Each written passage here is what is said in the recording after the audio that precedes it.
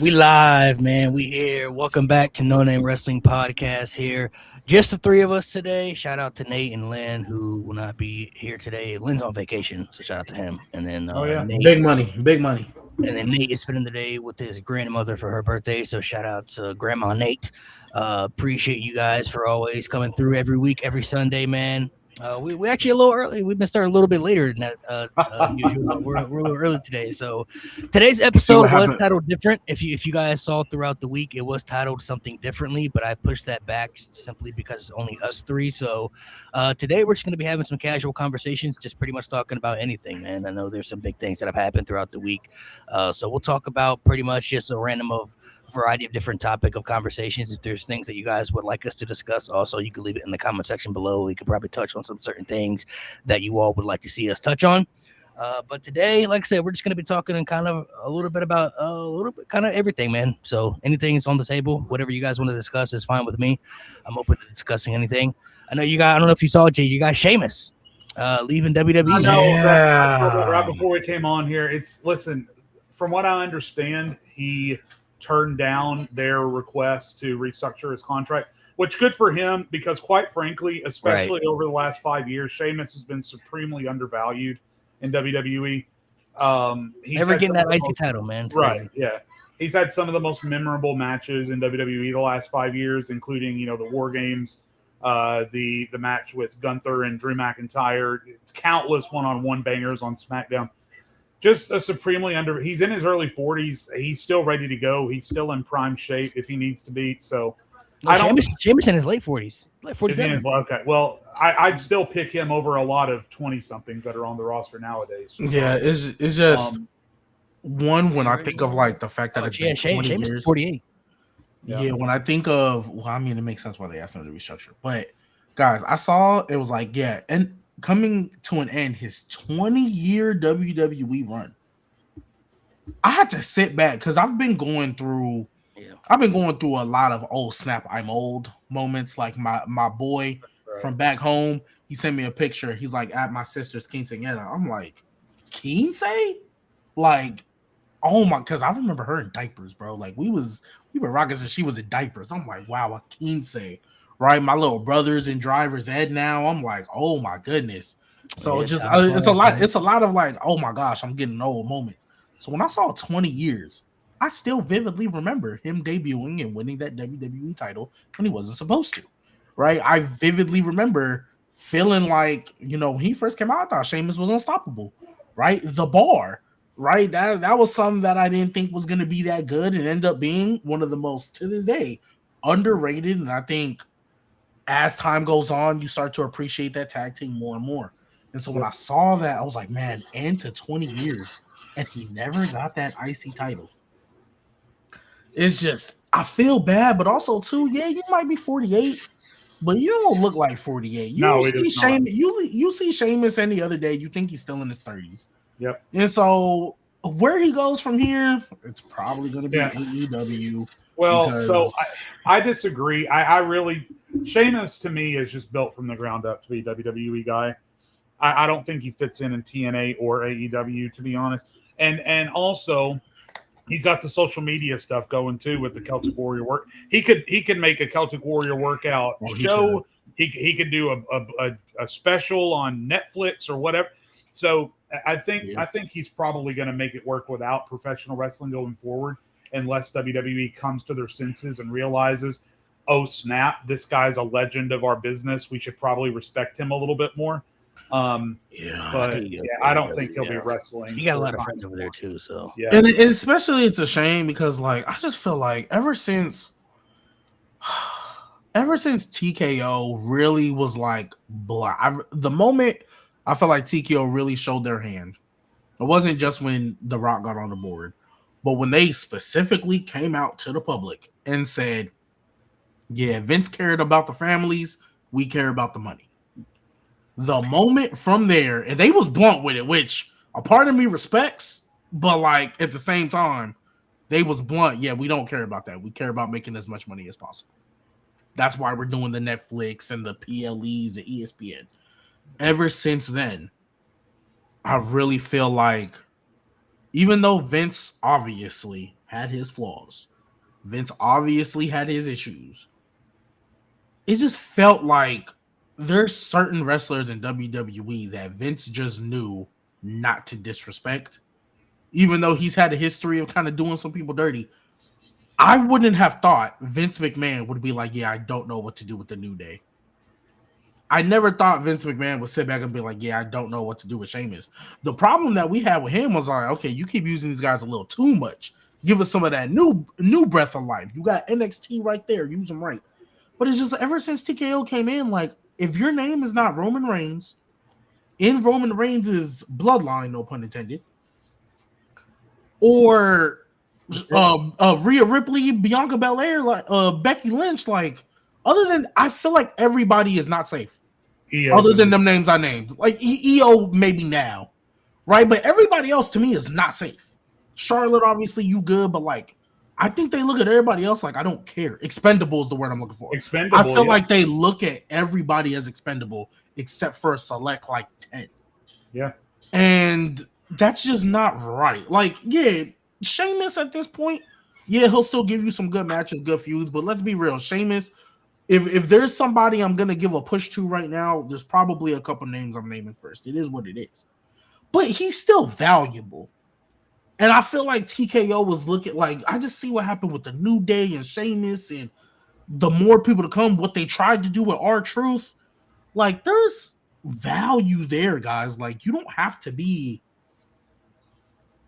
I mean, there's no other way to put it. You just don't have to look at these guys like expendable. That's a problem to me. Like, yeah.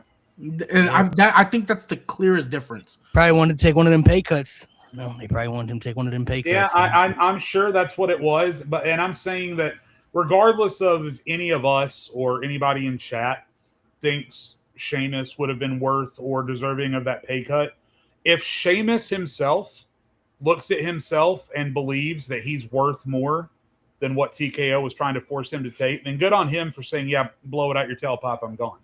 Like, that's what I'm saying. And it's just a shame because I remember back when Raw started on Netflix a year and a half ago, and we sat on this podcast and we were so excited about the possibilities and how much better everything was going to be. And I don't know if it has anything to do with Netflix or that partnership or that contract. It's probably got more to do with the partnership with TKO, and the Saudi partnership continues to get worse and worse day over day. But just to back then, to try and, when we were anticipating things getting so much cooler, thinking about that and then realizing where we are now and how, I mean, Malik even made a video about the worst thing. I mean, who could have seen 2 years ago ever making a video of what are the worst things Triple H has done? Because everything Triple H did was spin gold for the first 2 years. And now suddenly things are starting to roll downhill a little bit. You could not pay me enough money to let Vince McMahon back at the head of this thing. I do not even want to discuss that as a possibility, but it certainly is looking more and more day over day like Triple H isn't the end all be all perfect solution that we all kind of thought he might be a long time ago. And it was as soon as he found that loophole to come back into the company and sell it. And honestly, the more we go along, Jay, the more I think he did this on purpose. Yeah. The more I think him and whatever his name is, TKO's head honcho, was like, hey, look, if I sell this company to you, one, you're going to keep me on, right? And even though you say I'm not in the creative process, we know Vince was still in the creative process. Right? And that was, I think, the original plan. Like, hey, I'm going to go ahead, keep me on, and I'm going to, we're not going to tell the public I'm going to do it, but, I still want to run things. Because he was mad that Triple H, Stephanie, and Nick all said no to him. Like, I think he was very much being petty about that. But then when the next thing came out and they literally were like, bro, we have to get rid of you. It was like, all right, cool, but I'm going to need you to watch over that. I'm going to need you to intervene. You know what I mean? Like, I wouldn't be shocked if it came out, Ariel Helwani and Vince was still texting back and forth. Hey, go ahead, put Pat McAfee in here. That'll sell some tickets. Like, I wouldn't be shocked. Yeah. Like, it's just unfortunate. Shout out Rob, man. Shout out Rob. Shout out Rob. I totally forgot. Watching for 2 years. Appreciate it, man. Thank you, bro. And Rob, I totally forgot. Speaking of that, I'm very much about to transition. Guys, as of right now, we are 6 subscribers away from 1,000. If you have not subscribed to the No Name Wrestling Pod, it literally is No Name Wrestling. Our logo is right there. If If you have not subscribed, go subscribe. Share it with a friend. Like, comment, repost. Go watch the shorts. Go watch our old videos. Do whatever you got to do. Go subscribe. We are literally 6 away from 1,000. We are 994 when this show started. Go subscribe, man. What are we doing? Come on, man. And then join the there, guys. Join the G Maniacs. I ain't said that in a minute. Make sure y'all join the G Maniacs, man. Appreciate you guys for always watching. Jay, do you want to do your? Yeah, we can do that. So I've been seeing this go around on sports TikTok for the last couple of months, and I just think it'd be fun to do here. So we're gonna do it. We're gonna do, and shout out primarily where I've seen it is I think it's BDGE, is the sports podcast. That's primarily where I've seen it, but Right. yeah. So what we're gonna do is, and I'm gonna do this twice. Once for Malik, once for G. We're gonna do keep 3, cut 5. So I'm gonna name 8 random wrestlers, and as far as I can tell from the randomizer I have here, it's all modern day wrestlers. And we're just gonna do a keep 3, cut 5. So I'm gonna list off 8 names one at a time. Malik's gonna tell me if we keep that wrestler going forward or if we delete that wrestler forever. He can only keep 3. He's not gonna know who's coming next. And we start with Austin Theory. Cut. Okay, figured that might be a little bit of an easy cut. So we cut Austin Theory. Next wrestler. Next one. These are going to be faster as we go. Charlotte Flair. Keep. Okay. Any explanation? Because a lot of people might have expected you to say cut just based on her. Like hurt. She's too legendary to cut. Right? She's too legendary, and she actually, I think the last year has been some of the best stuff she's been doing, man. Like, she doesn't feel like she used to feel in the women's division, where it just felt like insufferable. Like, they've taken her away from the main title picture, and I think it's one of the best decisions that they've done with her. So. Hey, just wait till she get back. I mean, she's gonna get back eventually. Everybody's gonna go back eventually. Is Rhea cleared? People need a break from big title picture. Like Cody right now needs a separation from the main title picture for a little bit. Yeah. Everybody gonna get the title back eventually, but you can't constantly keep people in there 24/7. That's how people ended up, not liking you for so long. All right, yeah, and Charlotte feels a lot fresher the last few months. So, all right, so we've cut Austin, we've kept Charlotte. Yeah, I'm keeping a list as well for you. Oh, okay, cool, thanks. All right, well, what about this one? What about Carmelo Hayes? Keep. Keep Carmelo. We got a bunch of names left. You're keeping Carmelo? You got You said Carmelo or Carmelo? Carmelo Hayes. Okay, you said Carmelo the second time. Carmelo Hayes keep for sure. He got a lot of potential, man. Carmelo Hayes, if had better booking, would be in a better position, but he has a lot of potential. Okay, you're gonna be sick because you only got one more keep left. Yeah, we got one more keep and 4 cuts. Your next. Oh, there's 4 cuts. I thought there was. There's keep 3, cut 5. 3, cut 5. Oh, okay, cut then. Sorry. That's all I'm like. Yeah. Okay. All right. Cool. The next All name. right, so cut Carmelo Hayes. Got you. Next name was Matt Cardona. Cut. I mean, if he ain't in the Indies, he a loser in WWE, man. So, bro, beg to come back to WWE too, bro. But yeah. begging. I mean, good for him. Getting his paper. He's getting his money, and he with his wife, so that's not too bad. Yeah, but he just, man, I don't know, man. They just don't. Maybe at some point, because you never know, the resurgence of anybody can happen at any point in wrestling. But yeah, the way he's being used right now, man, it's just like he did all that stuff on the Indies and then came back to pretty much to be in the same spot that he was in previously. Yeah. So yeah, and he's basically just Zack Ryder now. Yeah. Okay. Well, what about? I might as well just throw it on the list. But what about Nikita Lyons? Cut. Okay, it's a pretty easy. She's gotten a lot better though. I will say she's gotten a lot better since being involved. She has gotten a lot better. She's still cringy in her promos though. Yeah, her promos are still pretty. Big Cat Kita is. Oof. So we've got the only keep so far is Charlotte. Yeah. And then remind me, we've cut Austin Matt Cardona. Theory, Yep. Matt Cardona, Nikita Lyons, and Carmelo Hayes. So you have 2 keeps and 2 1 keeps cut and left. a cut left. So should have kept so next is the former WWE legend, Hall of Famer, and probably upcoming AEW roster member, Kofi Kingston. We keep Kofi. Keep Kofi. He is top 25 after all. It's not over Triple H, but yeah, sure. Yeah. All right. So we got one cut, one keep. Again, we don't know who's on the list. We do not know who's on the list. Damn, I should have kept Melo, bro. Shit. Next one is gonna be. Let's see. Sorry, I had a technical issue. It's still spinning. It's landing now. All right, we got 2 left. Next, we have Jey Uso. Oof. This is gonna determine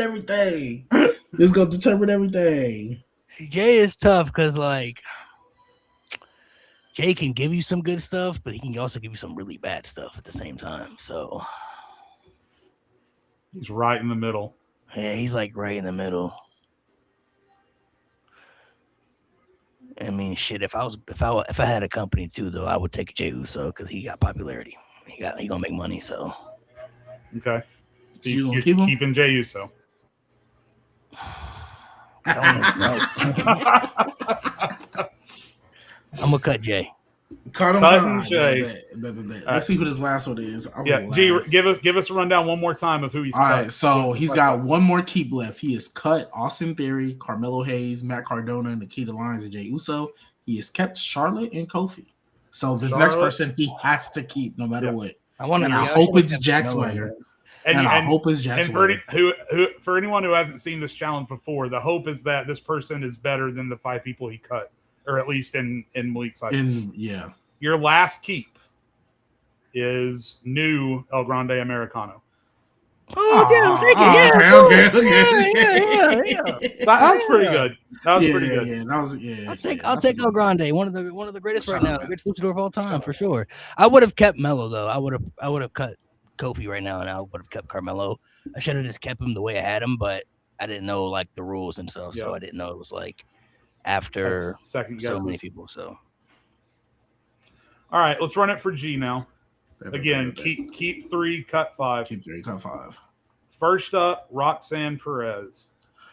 Ooh, that's a good first name. Because obviously I know her potential, what she could be. Yeah, no, I'm gonna keep that. I'm gonna keep that one.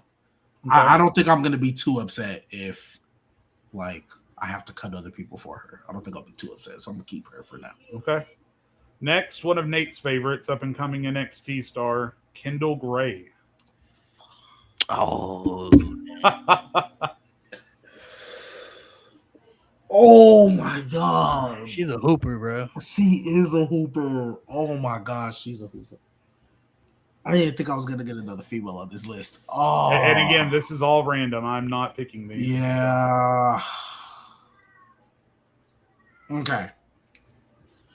I'm going to cut her, but only because she ain't been here long.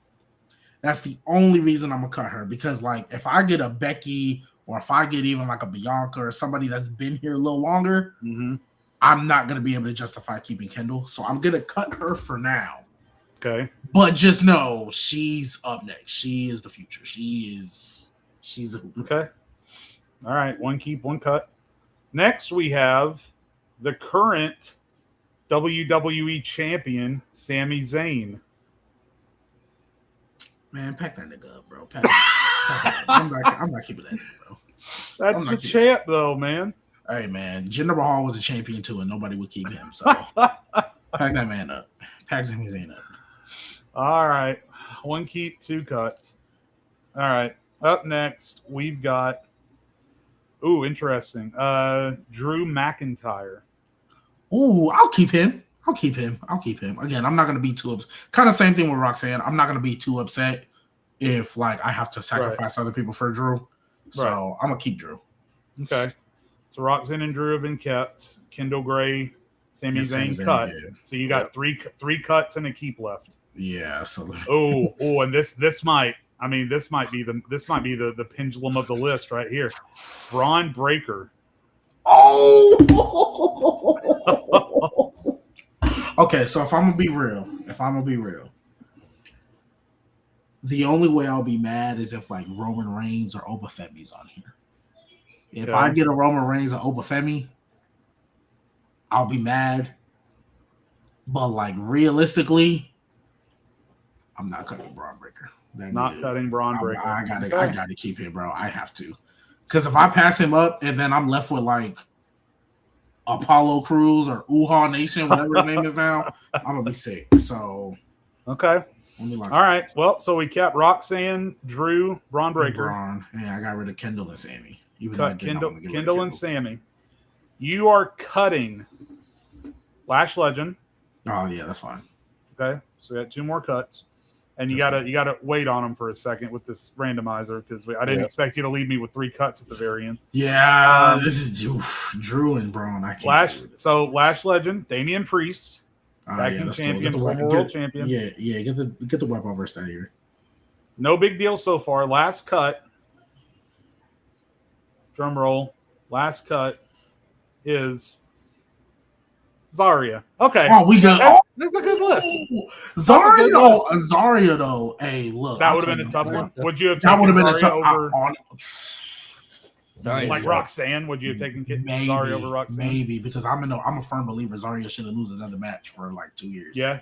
I'm a firm believer, so I might have not. That was kind of like if I was picking between Roxanne and Zarya, that would have been a lot tougher for me. But yeah, I'm not tripping too much. I couldn't lose Braun Breaker, so okay. That's it. You have one you want to do, G, or a game? We'll probably do it at the end. I don't have one right now. I'm not. All right, I'll do one then. All right, so this is a game. I'm sure you guys have seen this trend go around throughout social media and many different things. This is speak when you hear something better than whatever is going to be named. So these are matches that I'm going to name. I have one particular WWE match, and then I'm going to name a bunch of other matches afterwards, and then you name, when I name them, you're going to speak if you hear a match better than the one that I named. So, and there, you can speak more than once. You know what I'm saying? There's many matches on here. So when G gets back, we'll dive into that one. Okay. I try to make these challenging because I'm interested to see. I'm interested to see what you guys say about some of these. Can I just say, G's hate for Sami Zayn knows no bounds. That dude. And really, it's the internet because I remember when he first came up, and everyone was saying underutilized, give him the world, screw Roman Reigns. I think it's just mainly like. I think it's just how he was used the last few years where it was like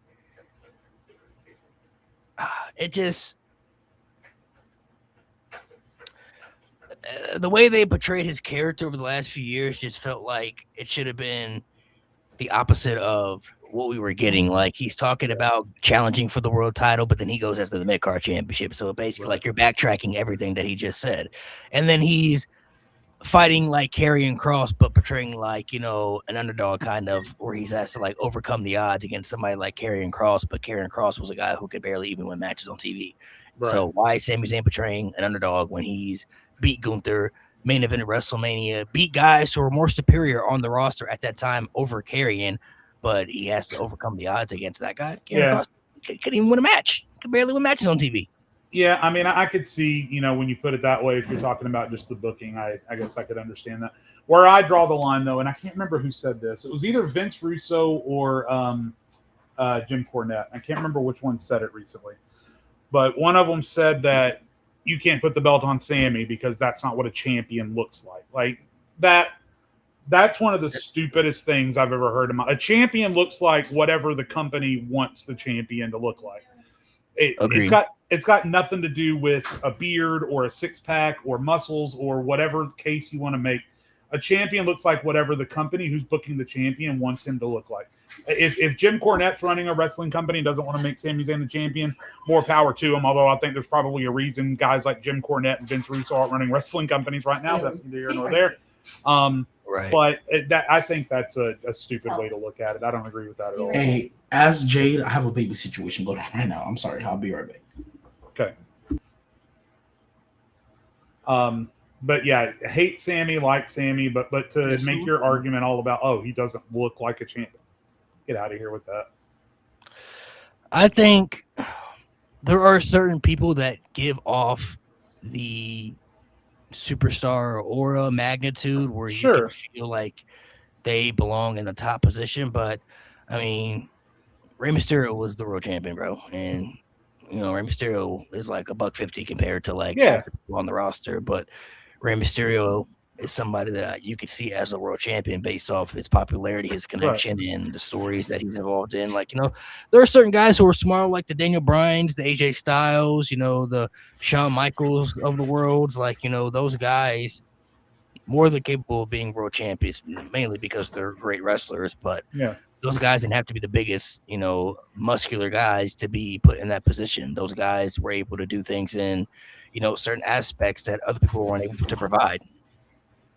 Yeah, and I mean, world champions, and as far as appearance in WWE, run the gambit from Adam Cole all the way up to the Great Khali. So, and there's been champions everywhere in between. So, to see the wide kind of sample size just in WWE, not even talking about AEW, New Japan, TNA, Ring of Honor, whatever, and to say that there's any one particular person doesn't fit your understanding of what a champion should look like, and to use that as a reason to say WWE shouldn't have made him a champion, completely asinine. Do not agree with that at all. Just to dive into some other conversations, do you think Roman Reigns is a bloodline merchant?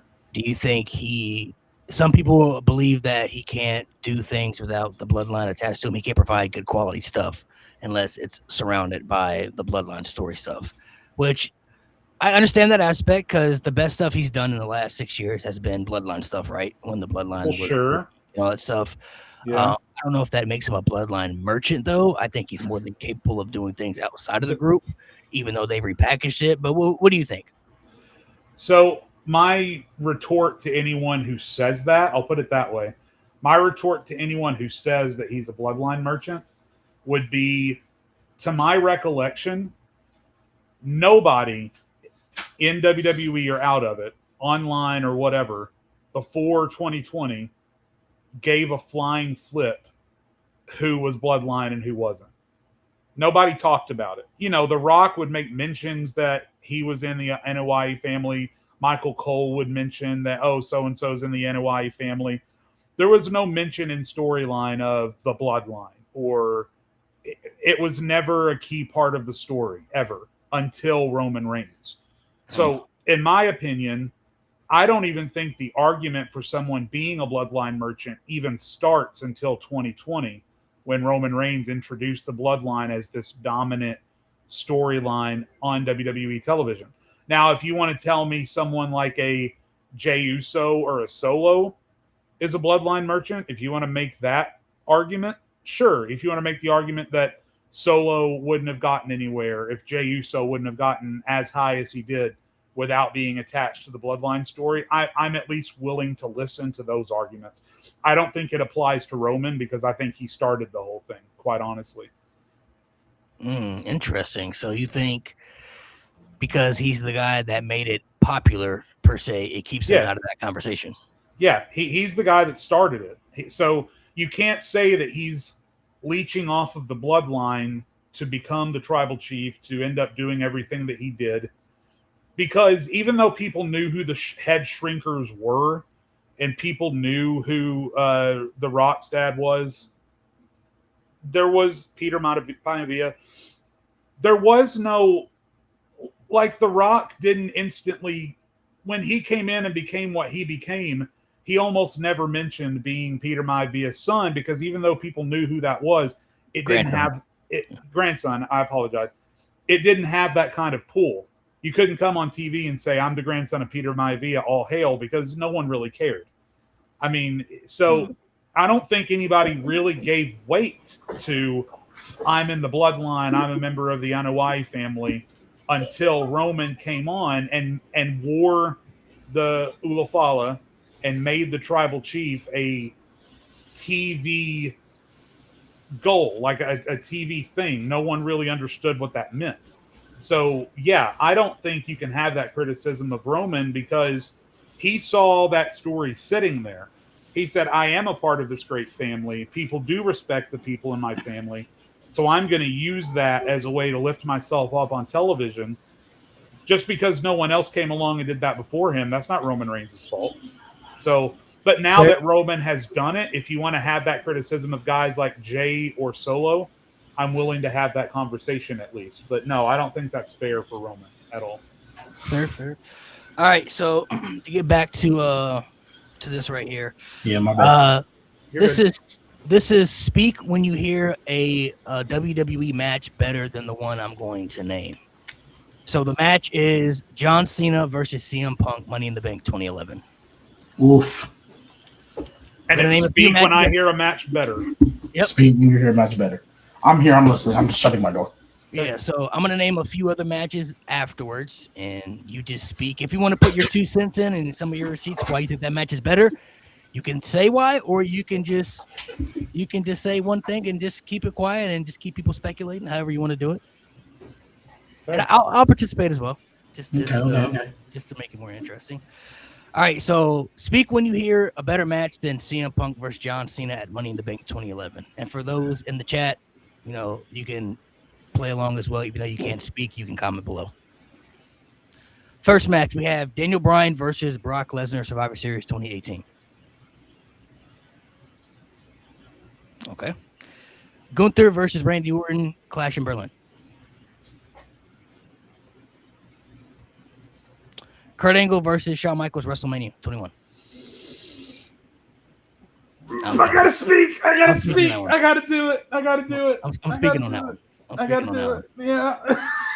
I'm speaking on that one, bro. I can't not do it. That match is too. I mean, Punk versus Cena is great. You're not speaking, G? Okay, keep it quiet. Drew McIntyre versus Roman Reigns, Clash at the Castle. So I'm out, right? Now we just go. No, you just keep going. Okay. Drew McIntyre versus Roman Reigns, Clash at the Castle, 2022. Okay. Sami Zayn versus Shinsuke Nakamura, TakeOver Dallas.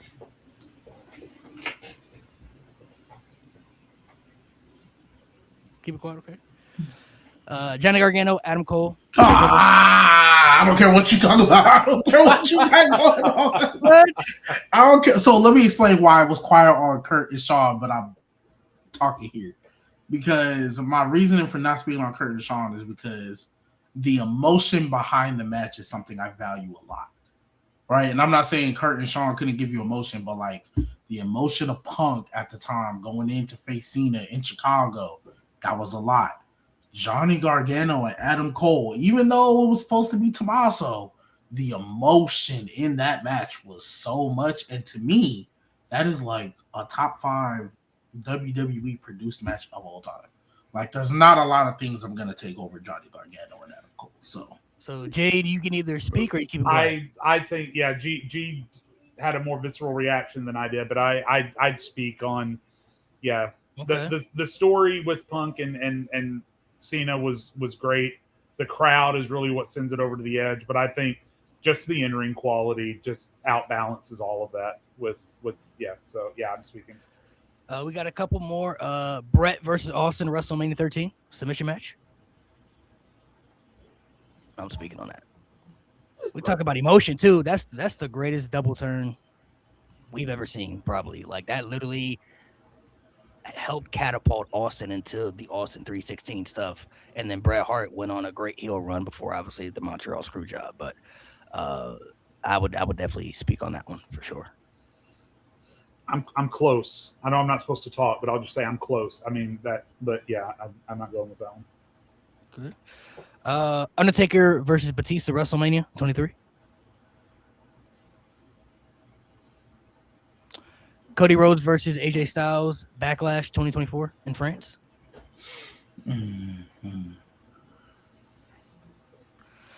Last one, The Rock versus Triple H, Backlash 2000 with the epic Stone Cold return.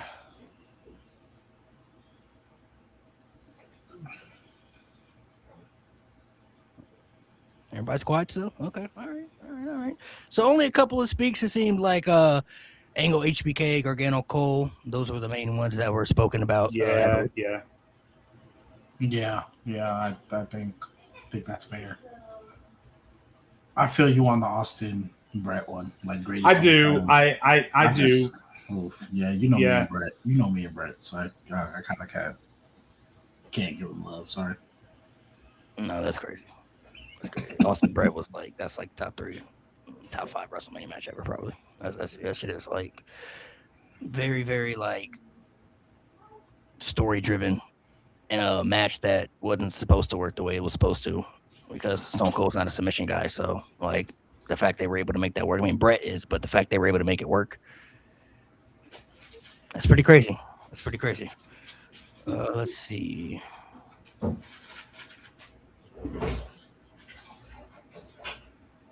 By the way, for anybody that cares, Norway just beat Brazil in advance in the World Cup.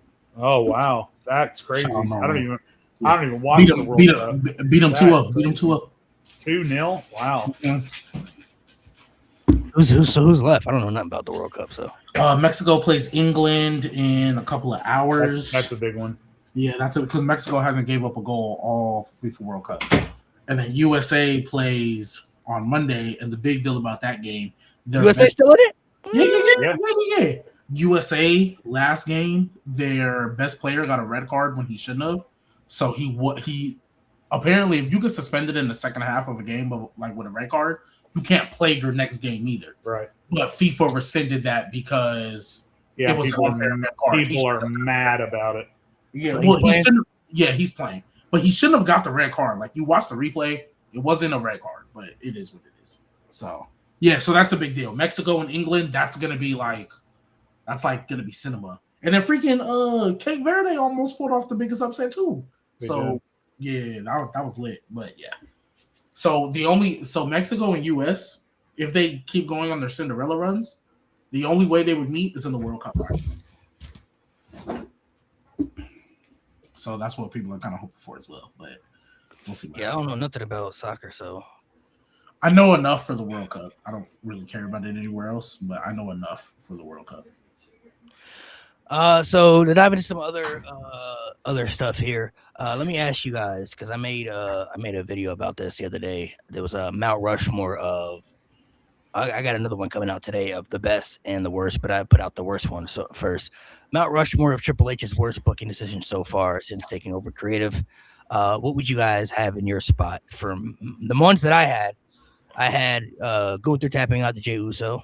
Not the fact that Jey Uso won the title, that was fine, but beating Gunther by submission, I don't know if he's ever really kind of been the same after that. And I just feel like for somebody like Gunther's caliber, Jey Uso was an incredible guy to tap out somebody the caliber of Gunther. It just wasn't believable from any story aspect. Right. The usage of women's champions on the main roster, specifically the world champions, a consistent pattern of bad booking where they have lack of creative of good stories. Some don't even have story directions. They don't even have title defenses. Like it just feels like they have the championship just to be called the champion, and that's pretty much it. I think that's been a main issue. The Austin Theory cash in, where he cashed in on a Medicard title on an open challenge, and then lost still. That was crazy. I still think that's one of the craziest things I've ever seen. The fact that not only did he use the Money in the Bank on a Medicard title, but he cashed in during an open challenge, a match that he could have had for free. He could have just walked to the ring and had a title match for free. That to me is still crazy. And then the last one I had, what was the last one that I had? The last one that I had was shit. I can't even remember the top of my head. Hold on. I think it has something to do with it. Okay, so and these are the worst decisions, right? Because I'm putting together a list like right now. Off rip.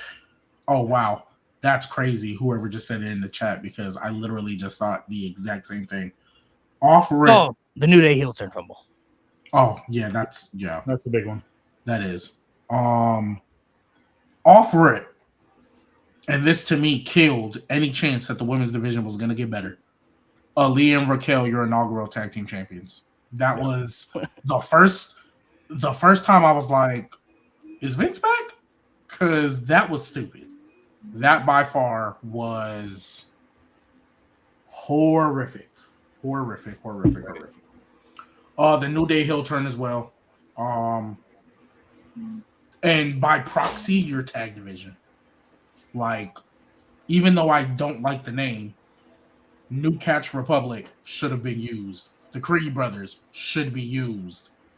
It's like all these people that aren't being used seem to go down to AAA or TNA or NXT and just look that much better. So, but the New Day heel turn, I think, is the epitome of how bad that tag division has been booked. Especially obviously like when the Street Profits and all them were left off WrestleMania, but you did it on the SmackDown after, so on and so forth. Like that was a really bad time.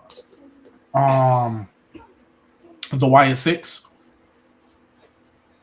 that I get why you tried to give it its go. Yeah, I understand it, but they lost the Final Testament. Like it's like they weren't all the way sure, and then when they decided to be all the way sure, it was too late. Like y'all lost the Final Testament. If y'all don't remember Final Testament, that was Karrion Kross in the Authors of Pain. If y'all don't remember that, yeah, they lost to the Final Testament. Like Karrion Kross won the feud, and then they just disappeared and came back and lost the feud with Solo as well, mind you. Solo was whooping his ass almost every time. You know what I mean? Like that. And then this one might be a little bit out of the box because there's so many I can pick from here. But I think I'm gonna say Jade Cargill. Worst booking decisions? As far as like the way she's been handled. I really wanted to go Julia because I think everybody on Raw, they might not be perfect, but I think they're fine. Like, I think all the women on Raw, for the most part, are fine. Like, yeah, should they be featured more? Sure. But Jade has lost so much aura. Like, from where she started, where her potential could have been to where she's falling to. She's literally like, if she never shows up on the TV again, I would forget that she was even on the roster. And that's a problem for somebody who has the presentation, you have the look of a star, you have the ability to be one of your top faces. I just think they handled you wrong. You were a baby face for way too long, and then when you became a heel, you either gave her nothing or she didn't do anything, and then you put her in the Jade Fusion Collective and had them lose right away. And then I think she's going to face Tiffany for that U.S. title. Did we not learn? Why are we running that back? She already did. That already happened. Oh, did she win? No, she lost. Okay, even worse. Like, you guys are basically telling me, why should I care about Jade? You lost your women's title to the first true threat you had. Yeah. Because I'm sorry, Jordan Grace, you weren't a threat.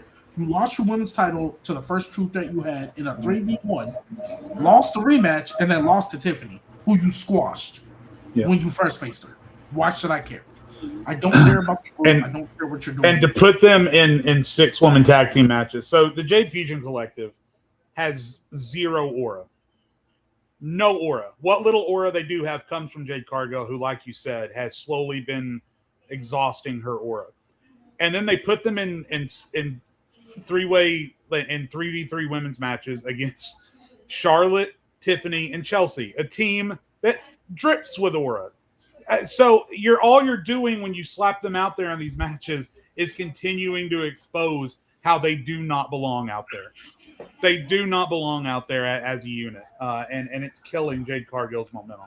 Jay, what's your for, man? What you got? So I have to put the Wyatt Six up there just because of how much I believed in that group, and how disrespectful I feel it is to Bray Wyatt's legacy, who they claim to care about so much, to treat them the way that they treated them, and then just to dump the whole group out on the street. I don't like anything about that. And then listen, I'm realizing through our conversations today, because we talked about it a little bit earlier, that this is a fairly long list, unfortunately. And the three that spring to my mind are the Women's U.S. Championship. What is he doing?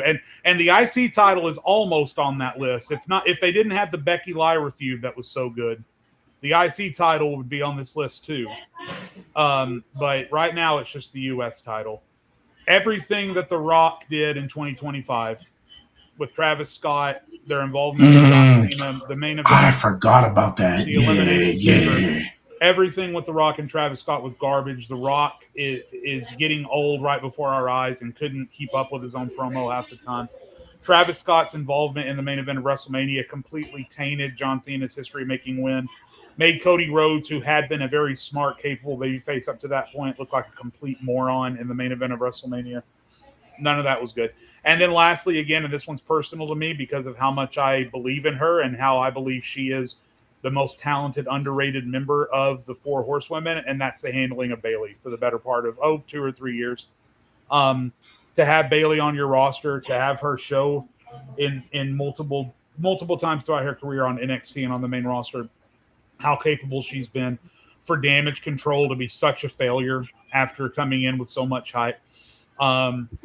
Wasting Bayley the way that they are for the past several years really, really drives me nuts. So, and again, any of them that we've mentioned before, if Mount Rushmore had 12 heads, I would gladly pick all of them that you guys said too, because they are just as bad. I'm just trying to be a little bit different. No, an honorable mention. I think I didn't say this because I thought somebody else was. Every Cody Rhodes WrestleMania story after 40 has been atrocious. Has been atrocious. 38, 39, and 40 were literally peak. And I understand when you compare something to the Bloodline, that's how I feel. When we compare stuff to the Bloodline, it's never going to pale in comparison, right? That Bloodline saga was elite. It's one of the greatest stories WWE's ever told. So anything that you compare to it is not going to be the same. But Travis Scott, Pat McAfee, and Jelly Roll crazy have been primary features in your main event for WrestleMania the past 2 years. Yeah, that's crazy. Let's switch over to some of the your favorites or the best stuff they've done so far. So for me, the ones out there, I'll say Cody finishing the story. They had an opportunity to do something else, which could have turned out, very different. I mean, obviously, Rock versus Roman would have made money. It would have been huge, but if they had done that and basically would have sacrificed Cody, I think that would have been terrible because they literally built up a whole year for Cody to chase that. But to their credit, they pivoted, and I think it was a really good build that we got for that WrestleMania. CM Punk coming back, the fact they made that happen was, I mean, AEW, granted, they kind of fumbled the bag on that one a little bit too, but the simple fact that it happened so fast and they were like, hey, you want to come back, let's make it happen. And CM Punk has actually been very, very good since coming back to WWE as well. He's done some, I think, his best work, with Drew McIntyre, Roman Reigns, Seth. He's done some of his best stuff. I'll say I had two more in there. Oh, bringing back the World Heavyweight Championship.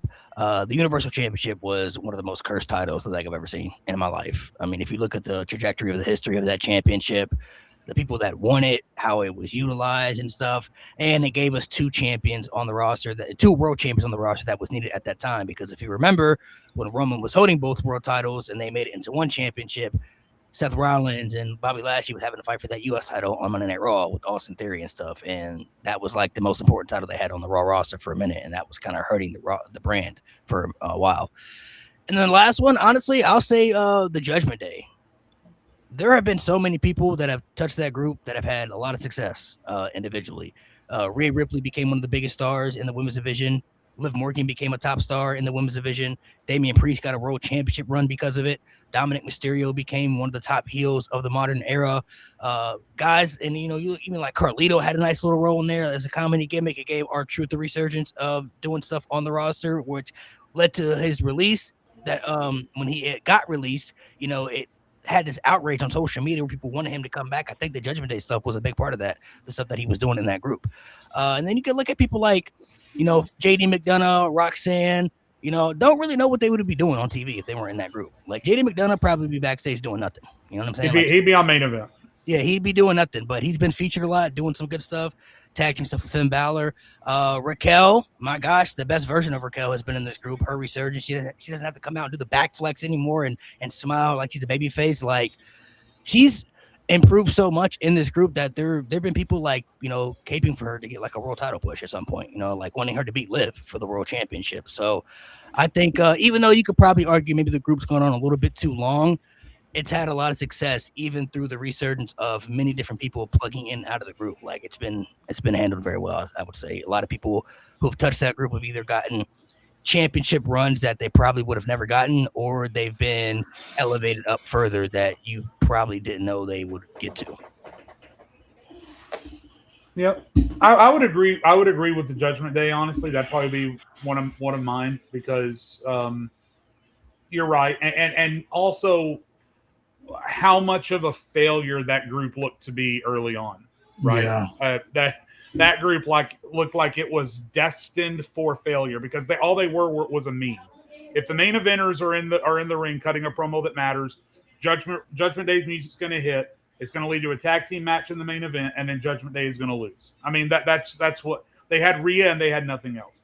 But it elevated Damian Priest to a world champion. It elevated Finn Balor to world championship matches. He never quite got there, obviously. Dom Mysterio is one of the most over acts in the entire country of Mexico. So, I mean, and then Liv Morgan, none of us on this podcast 2.5 years ago had faith in Liv Morgan. None of us. We had a whole episode dedicated to that. That's how little we believed in Liv Morgan's push. But she got there, right? She got there. So, yeah, Judgment Day's up there. Obafemi's booking, I think, has been pretty great. Even though bringing back Brock Lesnar in and of itself could be on the worst booking decisions based on everything else involved with him. If you are going to have Brock Lesnar back, and this is going to be the best way to utilize that, is now he better win at SummerSlam is all I got to say. And I think he will, because so far they've done almost everything right with this. So yeah, I'd say that. I think that the men's Intercontinental Championship has been booked fairly well this whole time. Mm-hmm. But between Gunther and Dom and now Penta, I think he's done a good job of making all of that feel important. And then I think one that's happened recently is I think that there was not a lot of belief when WWE acquired AAA that WWE was going to maintain any sort of momentum with AAA. And they absolutely have. That literally Mask versus Mask is probably going to be match of the year in WWE. I don't know any other match that anyone would vote for over Mask versus Mask. And that's a AAA match. It's a WWE match, but it happened in AAA. The AAA stars are getting shut. El Vikingo was just in a banger on SmackDown against Rey Fenix, who is also now taking advantage of the momentum from AAA because Rey Fenix wasn't really doing anything either. Man, boy. Yeah, and now Rey Fenix is the AAA Cruiserweight Champion, and he's having bangers on SmackDown. So everybody that touches AAA, and Damian Priest just went and cut a promo on AAA this past week, so now Damian Priest is trying to get in on that. Everybody from the WWE roster that touches AAA, Dominic Mysterio, Rey Fenix, El Grande Americano, all of them have come back on the other side better than when they went in. So it's almost like this transformation chamber. You send a struggling mid-carder into AAA, and they come out washed clean and absolved of all of their sins on the other side, and they look a lot better. But not only that, they have done a good job of when they release a AAA show, even if it doesn't feature a WWE talent in the main event, it's still something you want to go watch. I thought that the AAA shows on YouTube were just going to be another main event thing that everyone just blew off and just didn't pay it. But people watch those shows and they get big numbers. And again, everyone from WWE that touches it comes out looking better on the other side. So I am very surprisingly pleased with how they have worked the AAA stuff. Even my guy Omos, bro, down there doing Omos. Yeah, doing his best work of his career in AAA. He doing work over there? Yeah, he's been there for a minute, bro. And he's actually a force. When Omos's music hits, everyone in the ring says, "Oh shit, oh god, what are we gonna do?" Because that's what you're supposed to do with a guy with it like Omos, and that's not what they did on the main. Every time Omos was in a match, you're like, "Oh great, this person really needed a win. Let's throw Omos in there." But in AAA, everyone is scared of Omos. So yeah, absolutely. For me, Jay kind of took one of them, Obafemi. That is probably. I was gonna have him on there, but it's too early for me yet, so I still gotta wait and see. Nah, I think in the 7 months Obafemi's been on the main roster, it's been good. Other than rehashing this Brock feud, I think it's been perfect.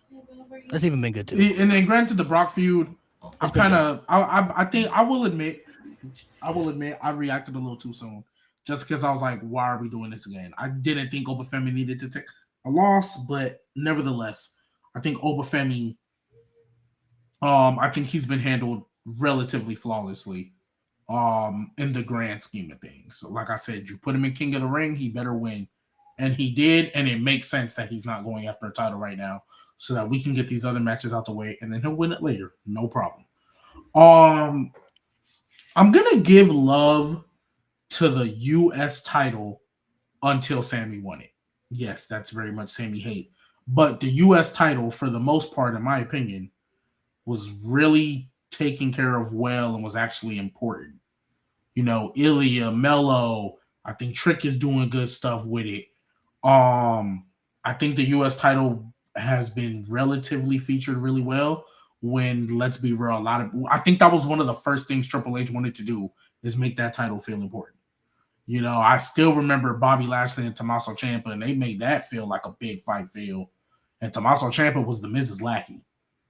Like, you know, so I'll give him some love for that.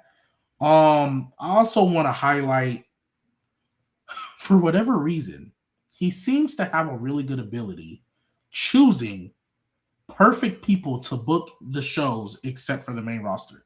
Shawn Michaels running NXT and Undertaker running AAA are two of the best business decisions Triple H has ever made, because NXT is still probably the best, if not top 2 weekly show every week.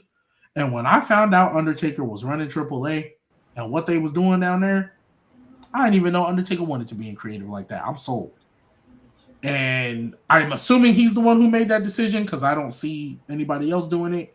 So I'm going to give him credit for that until they tell me otherwise, right? And then finally, because, you know, I don't want to be obvious because, I mean, the bloodline started before him. That's obvious, right? Like, he could have messed up. Actually. We haven't said this person's name in a while because they ain't been on TV in a minute for obvious reasons. I am going to give him credit for Naomi. Before Naomi got pregnant, I didn't think Stephanie was going to win that match. I ain't going to hold you. Like, before Stephanie became the champion and I did not think she was going to win that match. I thought they were sold on Naomi I think she was going to hold it until Bianca was ready to come back. Yeah. I think Naomi was going to have a long reign, bro. She'd been holding it for a minute. You said what?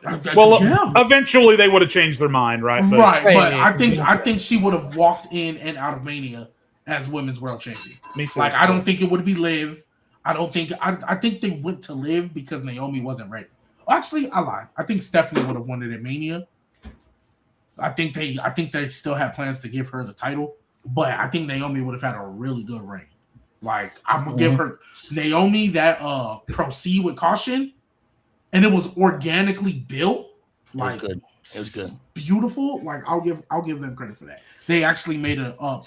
It's crazy to say that Naomi, after a decade in the WWE, I'm gonna say that they made a new star, and they also successfully paid off a storyline trope that almost never gets paid off satisfactorily, the whodunit storyline. Right. The whodunit storyline, I mean, you think about prime example, 2019 SmackDown, Roman Reigns, Daniel Bryan, right? The whodunit storyline almost never gets paid off. But when Jade Cargill marched down and everyone expected her to go after Liv, and she turned and went after Naomi, that was like, oh my God, you know? Some of us might have expected it at that, but it was well written and it was well done. With Bianca, like, losing her mind in the background, wanting to get out of that thing. And so not only was the follow-up great, but the execution of the turn and the lead up to the execution of the turn from top to bottom was great. I'm happy for her. I'm not trying to say I'm not happy for her that she got pregnant if it's what she wanted. I'm super happy for her. It's just a shame, wrestling storyline wise, that it happened when it did, because it's in the middle of really great stuff. And especially because, like, she had been talking about having kids like in the early Total Divas days. Like, she had talked about having kids then. So, you know, this is just kind of like, dang, you finally get the timing is everything, run and everything, and that's, you know, maybe she was really happy she won that title. Went home and said, "Big Jam, I ain't handle business." And the way, bro, with that briefcase too, like, I was really enjoying, like, all the things she would put in there. There was always a Big Jim action figure, You know what I mean? Yeah. Somebody mentioned in the chat we still don't even know who tagged Jacob. Exactly. Was it not Drew McIntyre? No, they never confirmed anybody. It was implied, but no one ever, and Drew never took credit for it. Nobody ever. We still don't know. We still don't know. know. Because remember, for the longest, you said it was going to be Cody. You thought it was going to be Cody. Oh, I really did because Cody, bro, y'all remember the way Cody was talking to never, Jacob? They had a little interview, and he was like, just like a common criminal. Yeah, they never confirmed it. What you mean by that, Cody? Yeah. To switch over, is it fair to say I think the SummerSlam main events this year feel bigger than WrestleMania? Dude, I just said this year, absolutely, bro. I just said yesterday to my friend Ryan via text, this SummerSlam feels huge. It feels stacked. And I mean, I feel like depending they're making up for Mania, bro. Depending on if they add Cody and Punk, that's another big main event right there. Depending on, we just don't know. But like, first off, we'll start with Brock and Obo. We knew the third match was going to happen. And now it all makes sense because for a minute, we're all trying to figure out how are they going to do this? How are they going to make it work? Obo wins King of the Ring. We're like, shit, all right, that's great. What's next? Never believed he was going to go after Roman Reigns. At least I didn't. Some people did, but I was like, I just don't see it. I don't think Roman dropped the title. I always believed it was Roman and Seth, but like, what happens here? Of course, Brock comes back. They set up the match. He announced SummerSlam. So I'm like, okay, yeah. I'm thinking night one, night two. And they made it a Hell in a Cell. I'm like, oh, no way. He can't fight night two. That's impossible. He can't fight in a Hell in a Cell night one and then fight Roman Reigns night two. That's a disadvantage right there. Right. You're not going to beat Roman Reigns after that. The Hell in a Cell definitely threw everybody off. We're like, holy shit. That is crazy. I mean, remember him and Roman, they was like, hey, let's do SummerSlam a last man standing. Why not? Let's get a tractor out there. Yeah.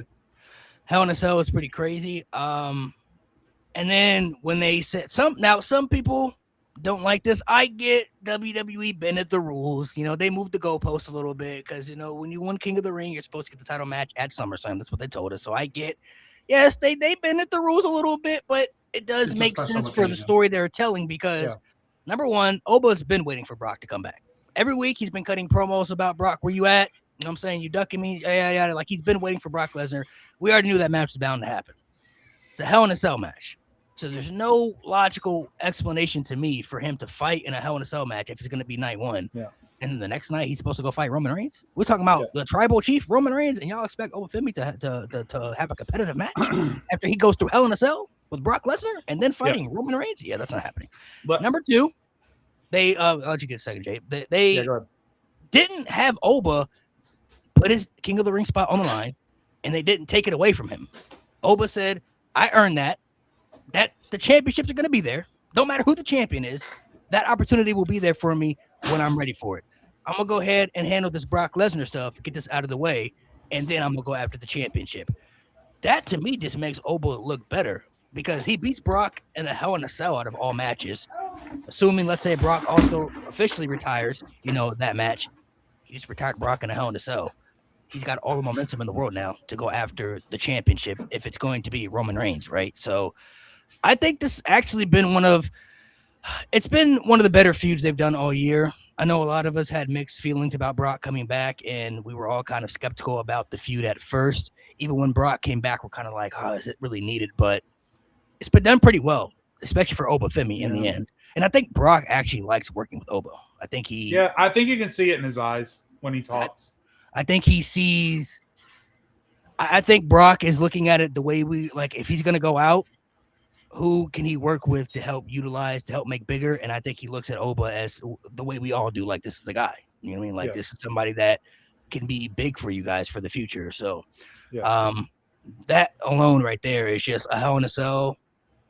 I know some people are kind of skeptical about it as well because the Brock and Oba matches haven't been too long. It's been kind of finisher fest, but I think they're going to go all out with this match. Yeah. I think, especially if this is going to be Lesnar's last match, we don't know for sure, but we're just talking speculation. Roman and Brock's last match went like 20-some minutes. That was right. But with the Brock match, you never know. You never know with the Brock match. So I think they're going to go all out with this match. I think this will be what a Hell in a Cell match feels like. I'm not saying it'll be Drew McIntyre, CM Punk level, but I think this will be a big physical, two dominant guys going at it until neither guy can possibly stand anymore, and the more dominant guy wins. I think we get everything that you're looking for in a Hell in a Cell match. So what I was going to say a minute ago is at first I hated this. At first I absolutely hated it. Didn't like anything about it. In my head, I was saying, why? Why would any wrestler give up a shot at the world championship just to settle a grudge? That makes him look petty. That makes him look foolish.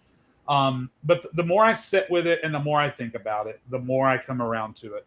Because even if, and he didn't say this to Malik's point, but even if Adam Pearce had outright said, okay, Oba, I'm going to let you have this match, but just so you know, if you do this, you are forfeiting your title match and you're going to have to start back from the beginning.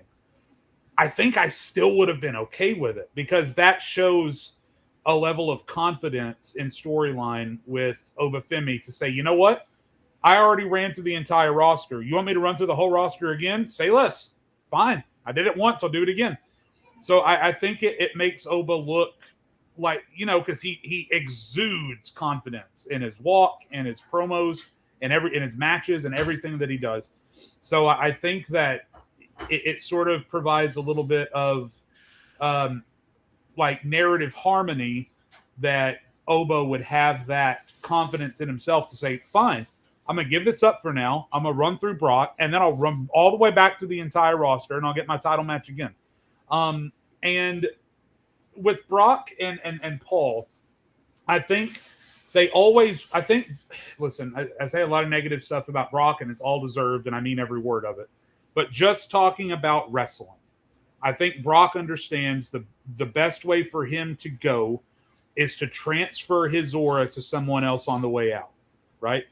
And I think him and Paul have been looking around at the guys that have been coming up for the last few years. Carmelo, Trick, Braun, say who you want to say.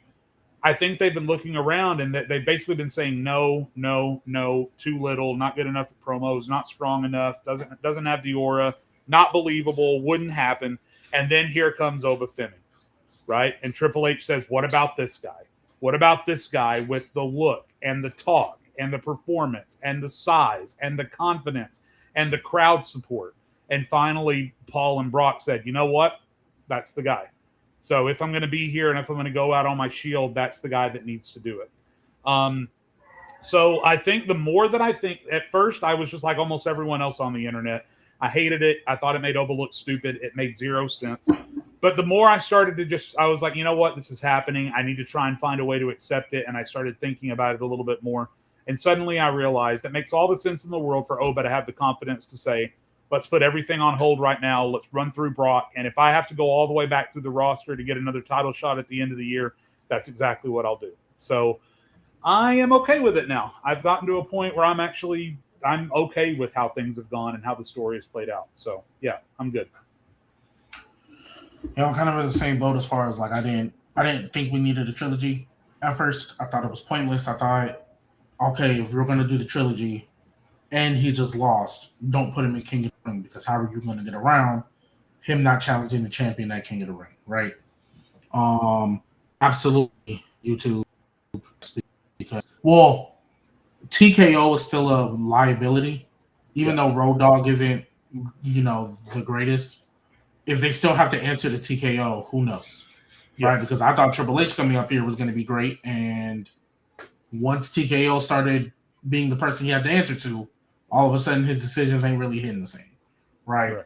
Because shoot, I would have much rather see Aleister Black, which they were literally teasing. Would have much rather see Aleister Black involved in the main event than freaking Jelly Roll and Pat McAfee. Nevertheless, that goes into the super chat real quick. Do you think the main roster would be booked better if Undertaker and Shawn Michaels was doing the booking? If TKO was involved, it's not really going to change. I'm not going to lie to you. Non-factor. Yeah. I don't think it really matters. Yeah. Now, granted, I do think the mid-card and women's division get better, but still. So, like I said, I do think that I didn't think we needed a trilogy at first, but they've sold me. They've moved me. It makes sense. Yes, he won King of the Ring, but as you said, Jay, he literally said the champion's always going to be there. I could take that when I want. And especially if it's going to be Roman, they're literally barely getting the bloodline. Like they're barely in the Right. beginning folds of this newer, same bloodline, but like with a different feel to it. Like Yeah. Solo as the enforcer and Jacob as like Roman's actual technical right hand man is a little bit of a different vibe. Like Solo ain't really have beef with the Usos like that. He was just there.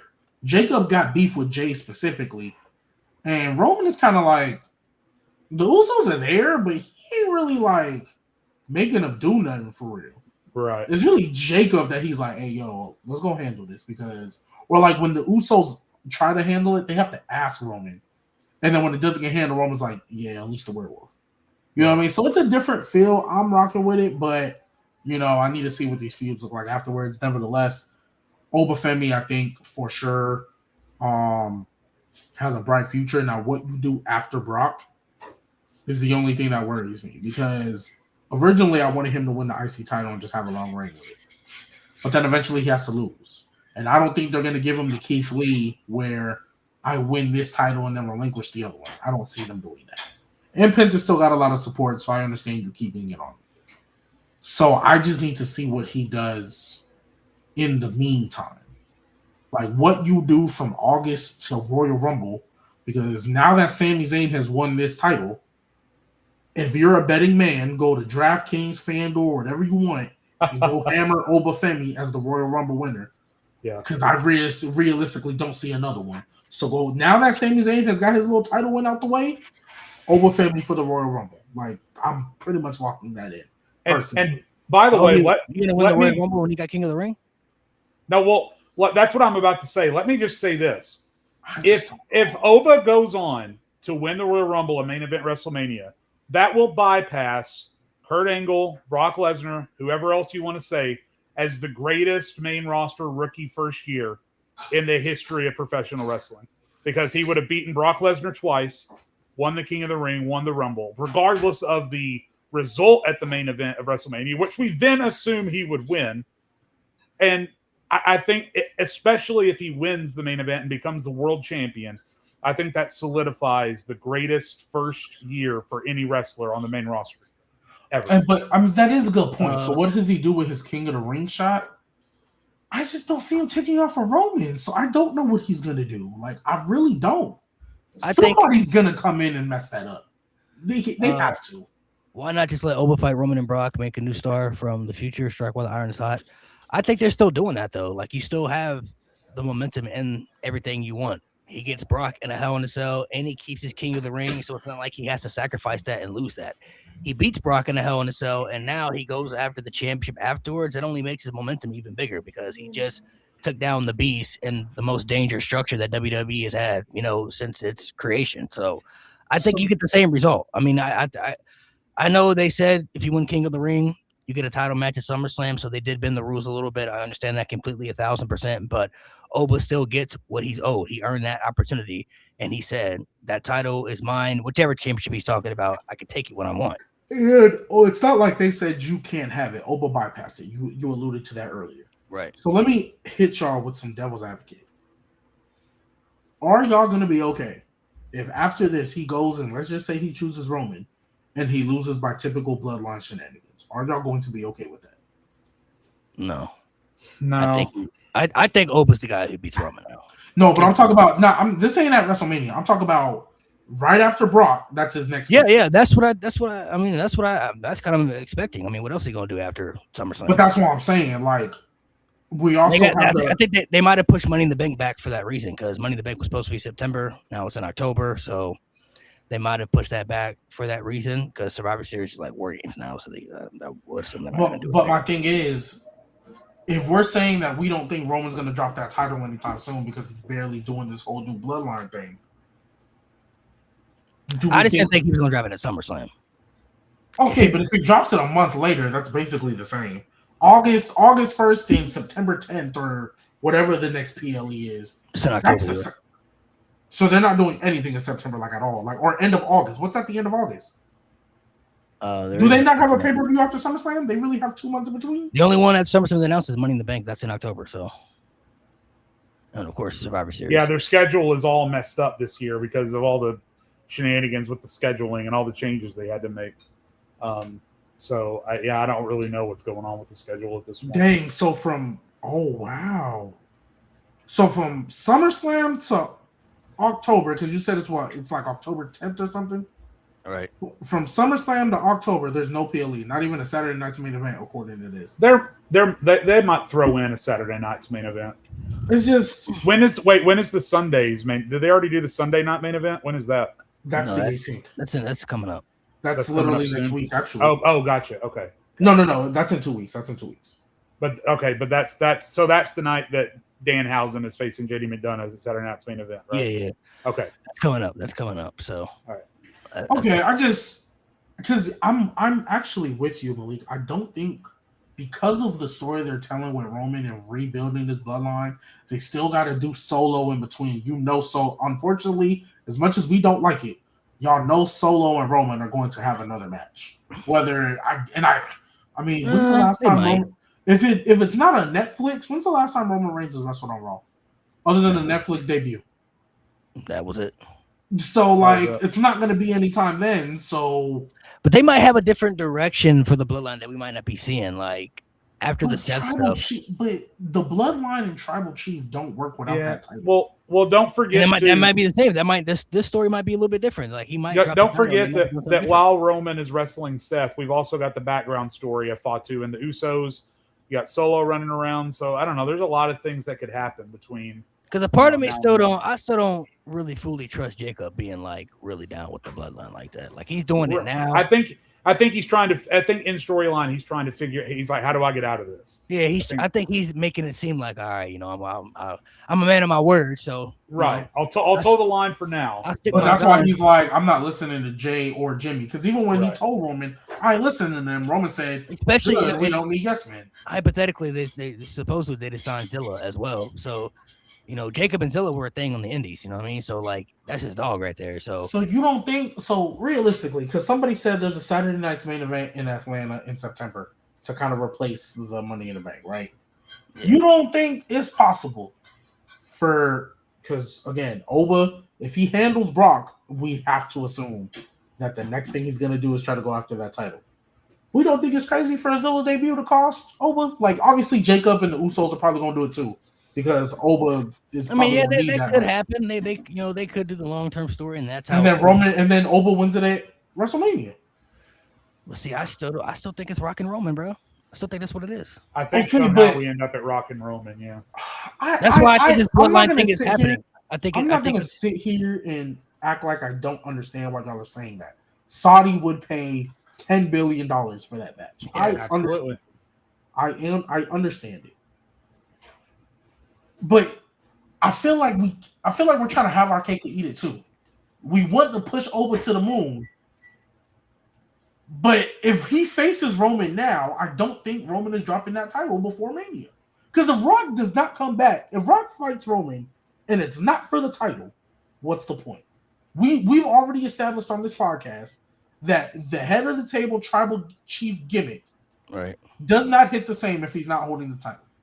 There is nothing for Rock to come back and fight if Roman doesn't have that title. Well, that depends on how the story goes, though. That's what I'm saying. Maybe they could do a story where Rock comes back and, maybe he feels like Roman's not fitting for the spot anymore. Like, hey, bro, you're not getting it done anymore. Like, it could be something like that. There's different factors to it. The only person I could see Roman losing to before Mania would be Oba. He's the only guy. Anybody else is out of the question.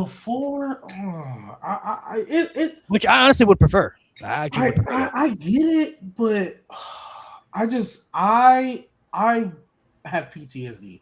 The one time I thought it was gonna make sense for The Rock to show up, he didn't. Like he just didn't. That was one time though. Yeah, damn. But we've been telling this Roman Rock, we're gonna get this match. Now, granted, 1 year they pivoted, but it was like that's when you decide to show up after we invested a year-long story into Cody. Now you want to show up? They were supposed to do it the year before. He thought he already confirmed it was supposed to happen the year before. And he decided not to show up either for that. Well, let me just confirm, G. I'm not saying that I believe in The Rock in any way, shape, or form to make the right decision with any of this. I'm just saying until I hear differently, right? And until I have reason to believe it's not going to happen, I'm going to make my predictions based around the possibility of Roman and Rock having a match at WrestleMania. because that's the only thing I can do is go with the information if that I have. if it doesn't happen in Saudi next year, then it's never gonna happen. But like it's Right. Saudi WrestleMania, I can't see any other main event besides that one right now. So then, when does Roman drop this title? Either Money in the Bank or Survivor Series. And a Survivor Series could work. When does The Rock show up? It would just depend on the War Games, and that would probably like earlier in the year. Like they would have to start planting seeds for that. You know what I mean? Like they would have to kind of basically do what they did before, plant the seeds for it, and then like they were going to execute it, but then they had to pull back because the Cody source, like we gotta pull it back. But the only real seed they planted when we thought they were going to have a match is when The Rock cut that horrible promo that random night on Raw. Right, they had to plant seeds for it. Like Roman would have to say something, like they would have to indicate something of okay, we're heading in that direction. Like y'all at least see in my brain where I feel like that wouldn't make sense? Like, do you see like how if we're doing this whole thing, getting this new bloodline, you just signed Zilla, and Oba would wait to get his title shot either till Money in the Bank or if Roman for whatever reason isn't in War Games, but then The Rock would still have to show up to set that up because in my brain, I'm not saying Oba can't beat him one-on-one, but I really don't see the bloodline not interfering for Oba. Right. I mean, that's possible. And so it's like, is The Rock gonna cost Roman? I feel like whatever seeds we have to plant, it would be weird to plant those seeds after he lost the title. Like the seeds would have to be planted in order to cost Roman the title. Because then if you're going to do this match without title, I feel like it means nothing. Because the tribal chief head of the table, even though Roman didn't have the title for a minute, the tribal chief head of the table is directly in line, kayfabe-wise, with that title. Right, but you also have to think about the fact every time they have a tribal rules match or whatever, they literally present the Ulafala like it's a championship. That Ulafala is being made to look like it is as good as a championship. So that's the only thing that means something to Roman. Yeah, let me phrase it to you because I can see you're getting ready to say something else. Let me just phrase it like this to you, the way you've been phrasing things to us. Can you not envision WWE having a main event on night one of WrestleMania in Saudi? They ring the bells, the lights come down, the ref steps into the spotlight and holds up. Do you seriously not think that's something that they won't do? I mean, especially if you consider the fact that The Rock, if he could eventually get to the point in his promos, could easily say in his promos, you lost the title, you've costed this family, you've proven that you no longer can sit at the head of this table, someone needs to take it, the only person who can take it is me. And then that's how they get the match. So my response to that would be, and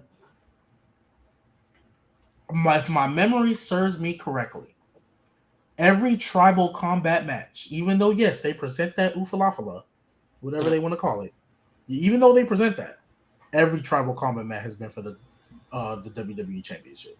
Nope. Roman and Solo wasn't for the Ulafala. That wasn't tribal combat because people got involved, and you're not allowed to get involved in tribal combat. If I'm not mistaken, tribal combat match. That wasn't tribal combat because in tribal combat they've made it clear nobody can get involved. Kevin Owens showed up. No, Jacob Fox, who showed up? They just been the rules of King of the Ring. I'm gonna look it up. You can look it up. It's literally I'm almost positive that wasn't tribal combat. It's literally called tribal combat. It was for the Ulafala. It literally was called a tribal combat match on Monday Night Raw. It was for the Ulafala. Okay, well then they lied because every tribal combat match they've literally made a point to be like nobody can get involved. The first one had interference too, so Which one? At SummerSlam, Solo got involved with Jay and Jimmy too. Like that's when Jimmy turned heel. Yeah, and cost Jay the match. So that I think the only rule of tribal combat is that if you're challenged, you must accept. I think that's the only rule. Yeah, I don't think there are any other rules about interferences or. The only one that didn't have interference was Jacob. Now maybe Roman has said that it would be disrespectful or unprideful or whatever. For every tribal combat match is disrespectful because, jeez. Okay. Well, you know what I'm saying. Maybe it's been said in promos that hey, this is tribal combat. Traditionally, we settle this like men one-on-one. But there's definitely been shenanigans in tribal combat matches. Yeah, Sure. two out of the 3 matches have had shenanigans. So I mean, okay. The Roman and Jay one, the ref was down for that, right? When Jimmy showed up, the ref was down. There's no rules. Remember, there's no rules in a tribal combat, so the ref doesn't have to be down. Like anything goes. Ref doesn't have to be down to like. There's no rules. Cause like, wasn't the ref down when all them people showed up in the solo match too? Like when Kevin and all them started showing up, wasn't the ref down for that too? There might have been a little ref bump and stuff, but like because no rules because my thing is, and I could be wrong. I'll go back and watch it. I have no problem admitting I'm wrong. But my thing is, if there is no rules, there's no need for a ref bump. It's a Roman match. But the ref has to be there to count the pin and to at least try to keep some kind of order. So I mean, right, but the ref being down still opens the door for additional things to happen. But right. I guess in a no disqualification, anything goes extreme rules, yes, the ref is just there to count the pin.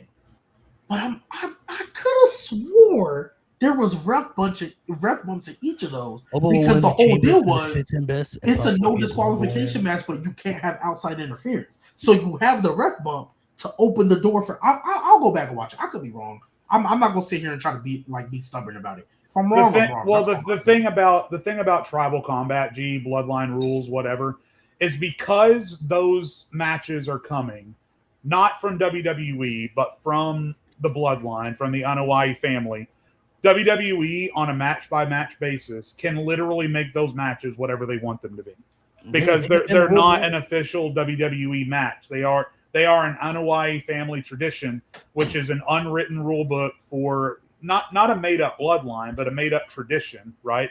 It's a storyline tradition. So they can literally make the rules of those matches whatever they want because they're not written down anywhere. No one can say, that's not part of it. That's not part of it because it's not a thing. And also, it's WWE. Like they can bend the rules on anything they want because it's their company. This is the same company that every year they tell us when you win the Royal Rumble, you're gonna main event WrestleMania and fight for a championship. And that's never been a relative thing. Like you're always gonna fight for a title, sure, but you're never guaranteed the main event spot just because you win the Royal Rumble. But they tell us that every year. Hey, you win the Royal Rumble, main event of WrestleMania, title shot. But that's not. Someone in chat just said it. A tribal combat match is just a no DQ match with the Ulafala on the line. That's literally all it is. So then the final thing I'll say is I'm not gonna say y'all are wrong. I'm not gonna say I even disagree with y'all. I just don't feel The Rock cares too much about that Ulafala to where that's the only thing I'm gonna come back for. Because even though Roman calls himself the head of the table, remember when they show that little graphic? Right. The Rock is high up in that family. Ain't that nigga a high chief or something like that?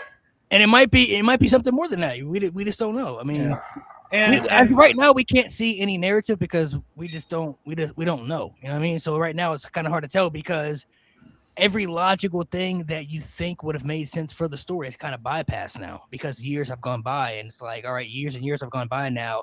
What we felt could have worked 2-3 years ago doesn't work now. Yeah. So we can't really see what story direction makes sense now, but we're looking at the venue, where WrestleMania's at, and the money. There's no way that they're going to pass up on that match. Also the possibility that before you go, this is the biggest match the company can have since Rock Cena, and that was, almost 15 years ago. And there hasn't been a match that could be bigger since this one. There's also a possibility because, again, if you guys remember, in 2018, when all this Saudi crap started, they made a big deal about the fact that this was a 10-year contract, is what they said. So they've got a year and a half left on this contract if that's still to be the thing. And, I mean, fingers crossed that after this contract is over, we're done with the Saudi nonsense. But if this is something – and again, there's smoke everywhere online that this is what the Saudi Arabian Sports Authority wants. They want Roman versus Rock. Time is running out to be able to give that to them, especially on a stage that makes sense, because you can't run Roman versus Rock on Crown Jewel or Night of Champions. That has to be at WrestleMania. So that's another aspect that goes into it. Is I hope and I assume that time is ticking on the Saudi Arabian contract, and if they've told them yes, at some point you are going to get Roman Rock, I can't think of anywhere else they would have the opportunity to do it. And then the last thing is, because you said, I don't think The Rock cares about the Ulafala. Me and Malik were just talking about this a little bit earlier when you were handling your baby stuff. Nobody cared about the Ulafala until Roman Reigns came on TV in 2020 wearing it and said everyone should care about the Ulafala. So it's not like this has this lifelong tradition of people who follow it and worship it and care about it and fight over it. This stuff's been going on for 5 years, and that's it. So they literally can rewrite that rule book at will as much as they want. So if The Rock comes in and says, yes, I've always cared about the Ulafala, that's the second most important thing in the world to me, you're making a disgrace of it, et cetera, there's really nothing that says they wouldn't be allowed to introduce that as part of the story, because it's not like Rock has ever come out and said, I don't care about it. So because this was not an eternal, lifelong thing that we've been following, if The Rock just comes from seemingly out of nowhere and says suddenly that has to go, I have to have that, I don't really think there's a reason to disbelieve. A main thing that also could play a factor into the story that they've told quite often is stuff with like the ancestors. You know, when somebody comes to you and is like, hey, the ancestor said that we got to do this, like they always do it. They always follow through it. You know what I mean? That's the reason that Tama Tonga and Tongaloa left Solo, because they said the ancestor said it's time to go. You got to move away from that. So they left. So there's different factors that they could play into the story. I don't have any doubt that The Rock will be a part of it, because when he's in a match, he shows up for it. If you look at WrestleMania 40, I mean, he was there pretty much through the entire build. Yeah, but he was a part of the match, though.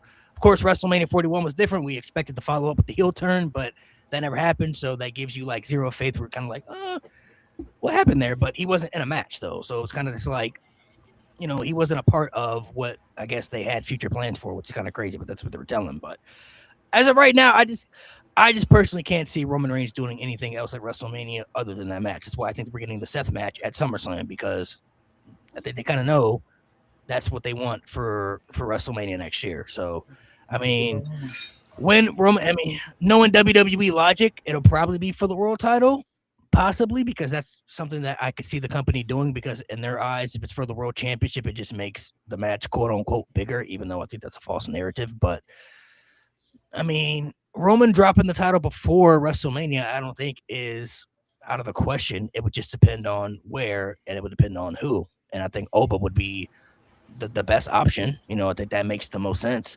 unless they're going to have Seth do it at SummerSlam and keep that story going of Roman hasn't been able to beat Seth and stuff like that. You know, unless they push that narrative, I think Roman should beat Seth at SummerSlam.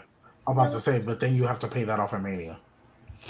And well, they can stretch it out. I mean, they stretched this out for 10 years, so they can stretch it out longer. I feel like, obviously, let's talk the narrative. Then what happens if Seth wins at SummerSlam? What does that? I think that would be a horrible decision. I think that'd be stupid.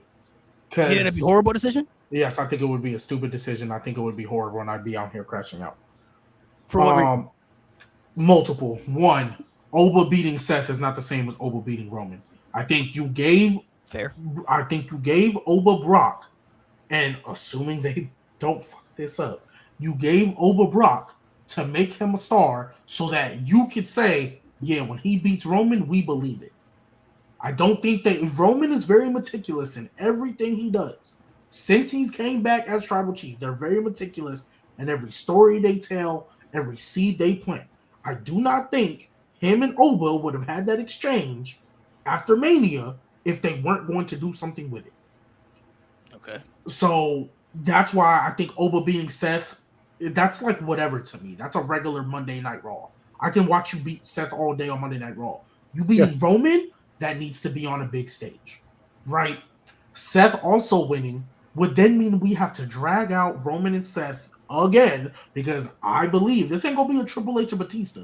I believe Roman Reigns is going to pretty much, when he's at the end of his career, when he beats this nigga. And if they don't do it here, we've already had 2 Manias back to back where you could have done the one-on-one and you didn't. One of them was because you was hurt, and the other one was because y'all decided to do the triple threat instead so that Punk had something to do. Fine, cool. But we've already done 2 straight Manias of you not doing this one-on-one match. I'm assuming they're doing it at SummerSlam because we don't know how long Seth can stay healthy at this point. We can't trust his knee no more. The nigga 40. So let's knock this out. If Seth wins, you have to pay that off. Especially with the promo they cut. Roman has to. This is the one time I'm literally sitting here saying Roman cannot lose. Roman should not, cannot, and better not lose. That would be stupid. I don't care if you want to give Seth a visual pin with the ref down. I don't care. Right? You turn the back baby face, so I don't care. Roman Reigns needs to win this match under no circumstances can Seth retain. That's why I think it'd be a stupid decision. And again, that's also pushing more into the Brock thing as well. I mean, the Oba thing as well. Because for me, Oba Femi beating Roman Reigns, and you to me, that's you telling me this nigga's right next to Cody. If Oba Femi beats Roman Reigns for that title, that's telling me that nigga's Cody. There's not a lot of people that have pinned Roman Reigns that it actually elevated because he's been freaking so dominant for so long. When Jey Uso did it, okay, cool, you were hot, cool, but we knew you weren't winning that title, right? Drew McIntyre, you almost came close. I would have been cool with it. They chose not to. Cody Rhodes, you beat him. And what did Cody Rhodes become after that? That nigga has been champion for 90% of his time since he's beat Roman Reigns. That nigga's the new John Cena. When Oba Femi beats Roman Reigns, you are telling me he is now going to be, if not right there with Cody, right up under as one of our biggest stars and faces of this company.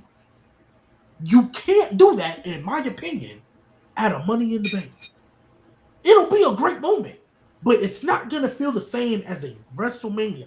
All the big stars are made at WrestleMania. Imagine if Cody Rhodes beat Roman Reigns at Fastlane. Imagine if Cody Rhodes beat Roman Reigns at Survivor Series. Yeah, it would have been great, cool, but it doesn't feel the same as Mania. It doesn't get old. You go back in history, we talk about it all the time. Cena was made not at a No Way Out, at a WrestleMania. When we said, all right, Cena's numero uno, that was at a Mania. Stone Cold, I mean, shoot, I hate Bret, but when it Stone Cold, that little double turn, wouldn't have hit the same if it was at a Vengeance Day or whatever pay-per-view they was doing. That hit because it was at a Mania. Rock and Hogan doesn't hit the same at a Survivor Series. Okay. That hits at a Mania. Okay. Let me say something, G. And this is not a point that I relish making. It's a point that I hate making, as a matter of fact. But I'm gonna make it because I have to. Mm-hmm. When all of that stuff happened, when Cena got made at Mania, when everybody you just mentioned got made at Mania, there was not a $6 quadrillion deal with a Middle Eastern company looming over everything that they did. There are promises that have been made to the Saudi Arabian Sports Authority. There is a contract that has been signed. There is $17 quadrillion that have traded hands over the past 8 years and will continue to trade hands over the next 2 years. Everything you are saying makes complete and total sense. In a normal circumstance, 15 years ago, pre-Saudi Arabia, if you're making these points, I am completely 100% on your side. The problem is it's there. So WWE may have to make a decision. Maybe they agree with you and they want to do Oba versus Roman for the title at WrestleMania and give Oba that moment. But if they have promised the Saudi Arabian Sports Authority, you are going to get The Rock and Roman. If they don't intend on signing another contract, if this is their last chance to do something big like that they promise, they are going to do it. So maybe then you are forced to have Oba's opportunity come. And listen, big matches and big moments, they're not necessarily relegated to WrestleMania. We just got done talking about CM Punk and John Cena at Money in the Bank. People remember that's one of the all-time great matches. A star-making match for CM Punk. Yeah. Walked out of Money in the Bank a different man than he walked in. Big-time matches have happened. Even though Survivor Series has been kind of, you could say, derailed a little bit because of War Games. I mean, there's a lot of iconic stuff that still happened at Survivor Series. The Shield debut, Sting's debut, Team Authority versus Team Cena. There's been a lot of great things that have happened at that. So, but again, that's not to say I disagree with you, G, that WrestleMania would be better. I don't disagree with that point. Right. But the fact of the matter is there are other factors at play that we don't want to be factors. We would rather them not be factors. The problem is that they are. And so that's where me and Malik are coming from. without Saudi Arabian involvement, you're totally right. You're totally 100% on brand and on track. And I can't speak for Malik. I would 100% agree with you. But the problem is we have to speak with our feet on the ground. And with our feet on the ground, the Saudi Arabian stuff looms over especially now that Mania is there and we're 6 months out. The Saudi Arabian stuff looms over every booking decision that WWE makes, every single one. And it's not even a Saudi Arabia thing for me. I'm just looking at it from a money booking perspective. I just don't think WWE is going to pass up that opportunity to do this match again, whether it was in Saudi Arabia or it was in Mexico or it was in London or whatever. Like, they had it once, but they knew they had to change the direction because based off what they were telling us previously. They get it again, they're not going to pass it up. The match is just too big, no matter what the story is. They also got to make sure The Rock actually says yes, because I think there's also a possibility that he don't want to do it as well. Right, now if he doesn't want to do it, then it's not going to happen. Right, and I guess why would he want to? Like, I get it. I'm not going to say and act like I don't get it. Like, Saudi Arabia, cool. They going to pay $15 billion just for the pyro. So but I hear what you're saying about Seth. Jay, do you agree with what he said about Seth beating Roman for the title? Do you think that's a terrible thing, or do you? I would not agree. Terrible thing? That's a little bit much for me. I would not agree with that decision. I especially since the one thing that, because again, say what you want about Royal Rumble 2022, but I was there live. Roman Reigns did not beat Seth Rollins. In fact, he got himself disqualified because he could not beat Seth Rollins. So that is the one thing that looms over Roman Reigns' head. And so I really think before any star-making thing can happen, I think that win over Seth Rollins has to happen, and it's got to happen clean. Because I think that's one thing that Roman would not want to be looming over his head when he retires, is that he couldn't beat Seth Rollins. So I think that it matters now and it matters going forward, not just for booking for the next year, but honestly, and maybe this is a little bit silly, but sometimes we get a little bit silly on this podcast, for Roman's legacy. I think it's important for looking back at Roman's career that there's not that asterisk that he wasn't able to beat Seth Rollins clean. So I think that's going to happen. Okay. And I think the good thing about it is that they haven't fought many times as tribal chief. Like, so he can say, like, as the big dog, as the big dog, fine, but like as tribal chief, we fought twice. One time I hit you with a chair. You, like, even though I didn't beat you, you didn't pin me. Yeah, you pinned me in a triple threat, but then I got you when it mattered the most. So, okay, well, just throwing out different hypotheticals. What if, let's say Seth wins, and what if Cody gets the title back, and then Oba goes after Cody? Because you talked about him beating Seth, it was just on a random Monday. I mean, Cody is a pretty big deal now, too. So even though Oba pinning Cody wouldn't be as big as Roman, I still think you get the same effect where you put him all the way up to here now because he just beat the guy that they've treated as their top guy the last 2 years. I really, really hate to say this because I'm not even a Cody hater like that. But there's levels to this shit, bro. And honestly, with Cody, this is going to sound really bad, but I saw you get pinned by Sami Zayn, and I saw you get pinned by Drew McIntyre. That unbeatable aura that, like, Roman Reigns has, Cody, you ain't got, bro. Easy to find, hard to beat, but I get rolled up in a triple threat, yeah. Yeah, like it's a little tough to swallow when you start right. And then, like, you also lost to a Travis Scott distraction. Yeah, and Cody, I've said it before and I'll say it again. Cody Rhodes looked like a complete bitch moron in the main event of WrestleMania. Yeah. So it's not the same. It'd be cool, but like it wouldn't give the same, like. I mean, Roman did lose to Bronson Reed. And you know what? You know what's so crazy? I'm actually glad you brought that up. You know that Bronson Reed win made them calm down on Bronson Reed. Bronson Reed won, and they was like, ooh. Bronson Reed getting a little too over. Let's calm down. That's what I said. Yeah. Like, Bronson Reed was looking like you the number one in that group for a minute. And then that win does feel like, now it feels like it's meaningless. Like, you look back at it. Because creative can't. WWE creative right now has a problem with having multiple stars at one time. which mind boggles me because you've done it before. But they have a problem having 1 stars at one time. So they know they wanted Braun to be the main one. But when Bronson Reed started getting on equal footing, instead of just having 2 stars on equal footing, they thought they had to let's calm Bronson Reed down. Because realistically, Bronson Reed should be on equal footing with Braun Breaker. They both are devastating human beings with finishers that would take anybody out. I don't care who you are. Braun has the best spear I've ever seen in my life. And Bronson Reed has the best not frog splash, but the best top rope splash I've ever seen in my life, because you're not getting up from that. You should be on equal footing. So they just so basically, y'all both in agreement that if Oba's going to win the title, the only person he should beat is Roman Reigns. Well, no, let me throw out one more hypothetical. This will be my last thing, because I'm working overtime right now, and then I got to go. But let me throw out this hypothetical, because now since we've been talking about it, I can't get it out of my head. So if let's say that Sammy somehow beats Cody next week, right? Let's say that sends Cody into a tailspin. Let's say that sends Cody, and suddenly he's starting to feel vulnerable, right?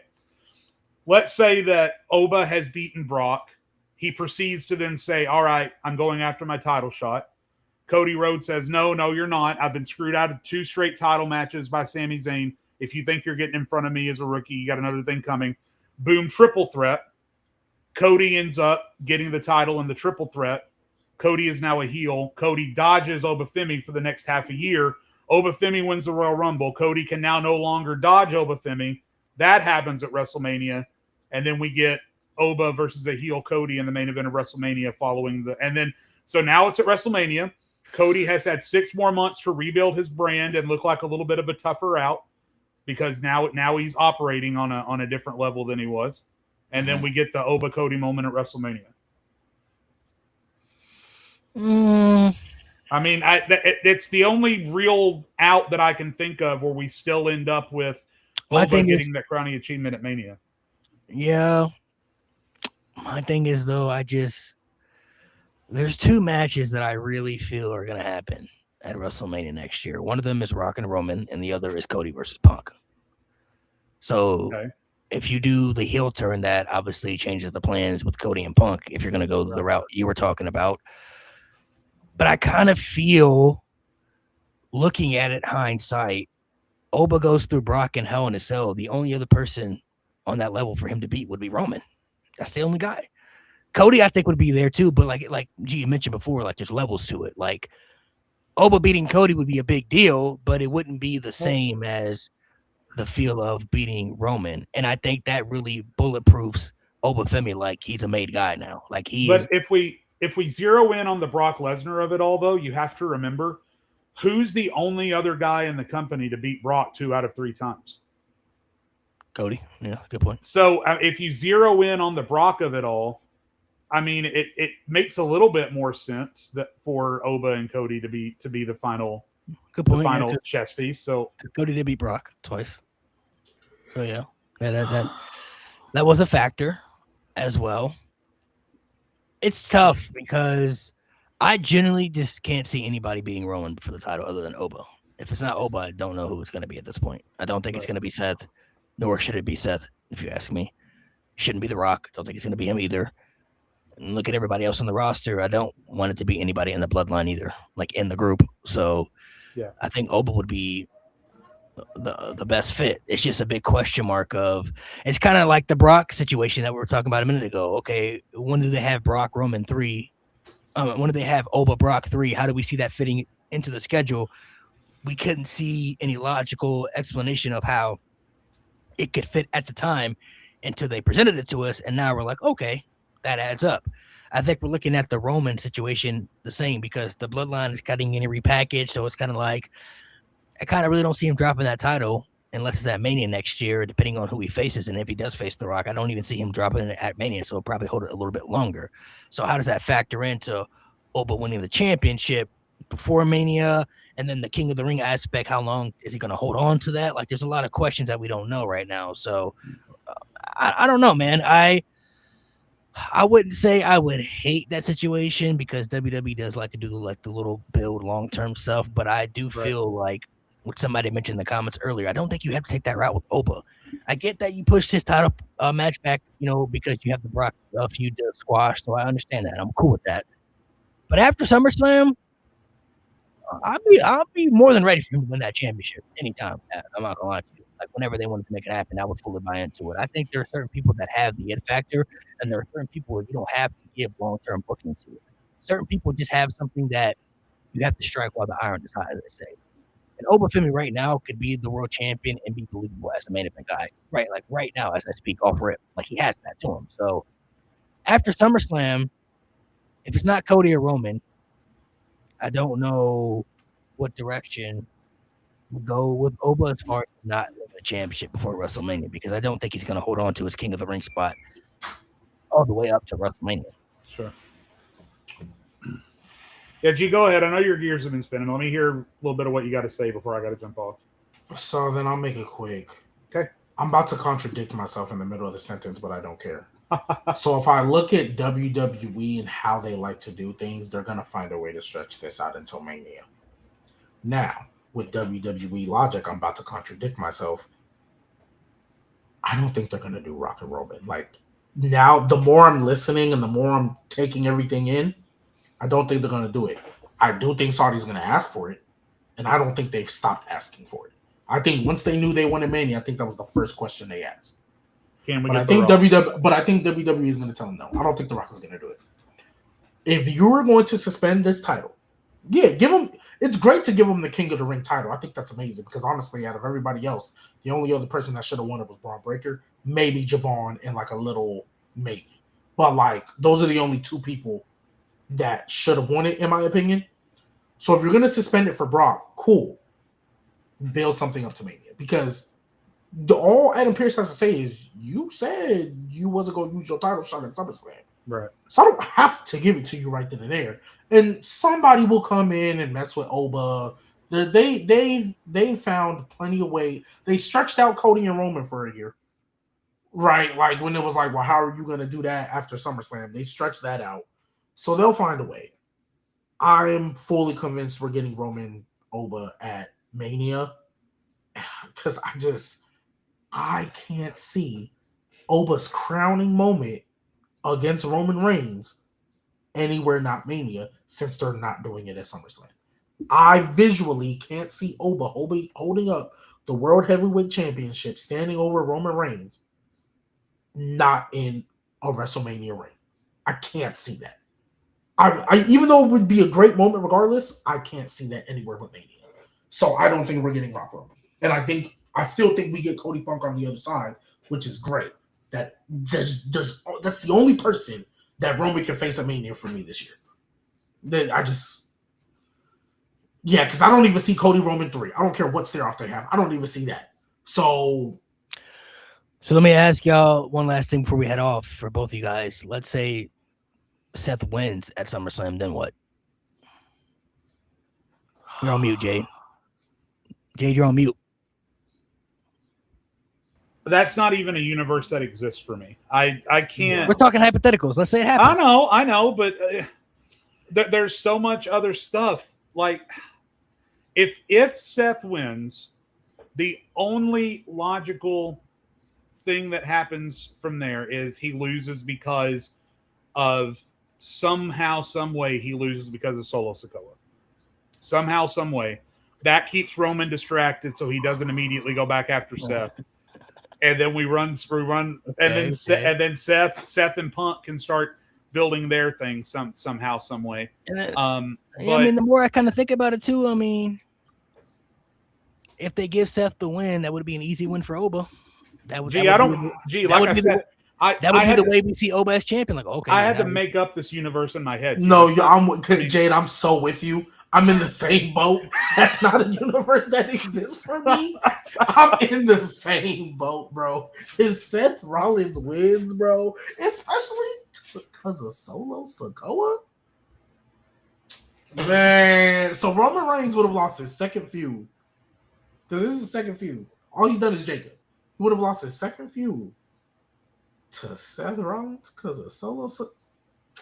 That's not a universe that exists in my book. But this is one of, like, again, if you are a betting man, I haven't bet since my son was born.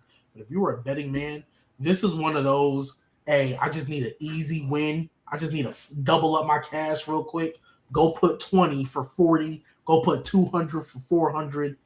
Roman Reigns retains. Like, this is the easiest freaking thing you can do. Like, that's even though it's a main event because it'll be cinema, that is like, when we do predictions, that's like we don't need to talk about it. Move on. Right. Like, let's move on. Like, oh my gosh, please. Anthony Davis getting help is crazy, Rob. We'll see. We'll see what happens. I mean, to be determined. I'm with y'all. I don't think Roman should lose this match. I think Roman is the clear, obvious winner, and he should be the winner to, number one, get that kryptonite off his back, that he can prove that he can beat Seth, and to move to the Oba stuff because it's a much bigger match, and it would have a much bigger effect for Oba to beat somebody like Roman. But with the whole bloodlines, I guess it's hard for us to see Roman Reigns not holding the title past SummerSlam if he wins, just because of who he's become. But I said going into Night of Champions, if they wanted to make things more interesting, they had to take the title off Cody.